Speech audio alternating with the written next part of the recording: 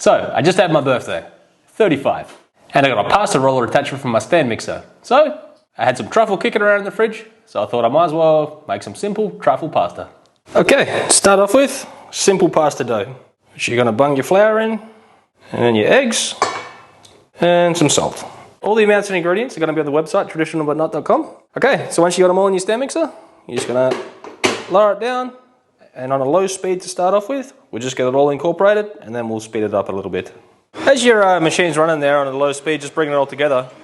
If it is a little bit dry, you can just add a little bit of water at a time, just a tiny bit, until it all completely comes together into a bowl. Once your dough's come together like that, you just want to get it out onto your work surface. As you see, I got it turned out on the work surface with just a little bit of flour on the table. Now just by hand, you just want to give it a quick knead. It won't take long till it's nice and smooth all around. So we'll just lightly knead it for about 5 minutes, and then we'll come right back. After you've given it a little knead for about 5 minutes, and your bowl of dough is looking nice and smooth and springs back a little bit when you push it, you just want to go ahead, wrap it up in a little bit of cling film. So after you got it wrapped up in cling film, I'm going to let it rest. I've already run a quarter of this dough through because it's my first time using the machine, and I just wanted to make sure it was all good.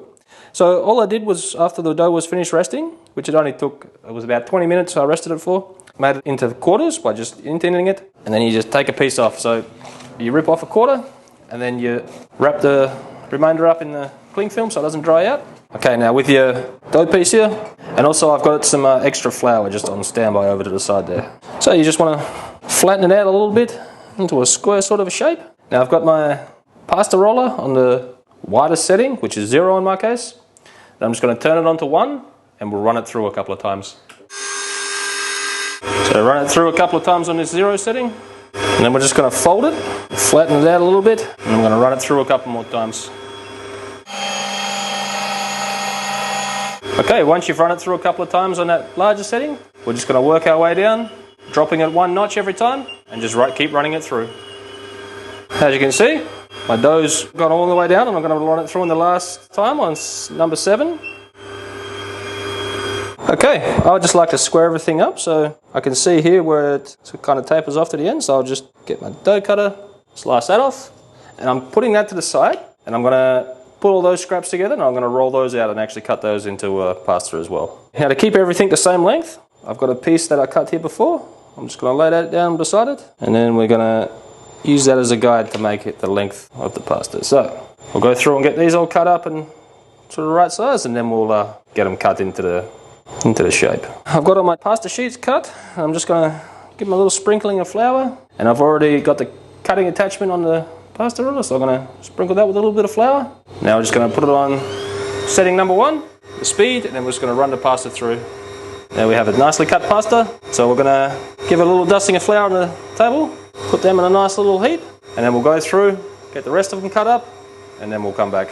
So I've got a pot of water coming up to the boil here. I'm going to add some salt to it, a bit generous with the salt, and then we're going to bring that back up to a boil, and then we'll add in the pasta. Okay, so I've got my water up to a boil here. I'm just going to drop my pasta in, making sure it doesn't clump up, and then we're going to set the timer for 3 minutes. I'll check it about 2.5, but it should take about 3 minutes. So once you've got your pasta dropped, you want to rub the bottom of your pan with a bit of garlic. I mean, you could also chop it up finely, but I just want a little hint of garlic, not too much. So once you've got that rubbed, then you're going to put some butter in your pan. Then you're going to steal a bit of your pasta water, and you're going to add that to your pan as well. A couple of ladlefuls there, and you're going to make that into a nice cream. So my pasta's been cooking for 2 minutes, and I just checked it, and it's ready to put into the pan. So we're just going to transfer it all over into the pan.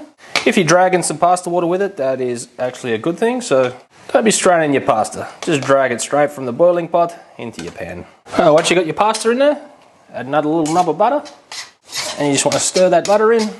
I've just got it over a medium heat here at the moment, and I've got my truffle here. I'm just going to grate a little bit of that straight into it, just a little bit, because I still want some shavings for the top for when we serve it. I'm just going to mix that in. Then we're going to bring it off the heat. Then we're going to off the heat. We're going to grate some Grana Padano in there, just a little bit, not too much. All right. Then we just give that a little mix in.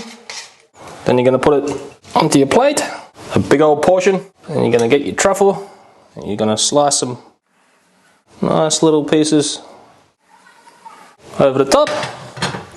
And for good measure, just a little bit more cheese. And you're ready to serve. This smells absolutely amazing. My mouth is watering and I can't wait to try it. Can't beat simple. Just plain pasta, butter, truffles, a little bit of cheese. So simple, but absolutely amazing. Definitely going to be doing this again.